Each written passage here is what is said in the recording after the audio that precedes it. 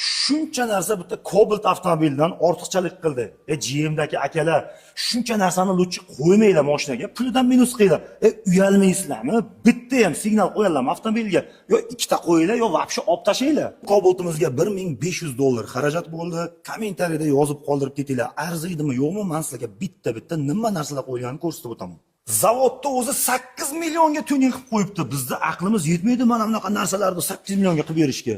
Xo'p, $1500 nimaga xarajatlar ketgan? Tez aytib o'taman. Malibu 2 bar, Malibu 2 rul, bu ham Midnight qilingan, mashinamiz Midnight-ku. 725 mafon, 4 ta kolonka, polik, chexol, laminatsiya, to'liq full shuma izolyatsiya ham qilingan. Krugovoy nar brendidan tonirovka, 908 Magic Car, video registrator, bagaj ochadigan knopka, ultrasonic освещитель, hammasi $1500 bo'ldi. To'liq full shuma izolyatsiya ham bo'lgan. Eng zarur narsalar qo'yildi avtomobilga $1500 ga. Arziydimi yo'qmi? Kommentariyada izohlaringizni kutib qolamiz.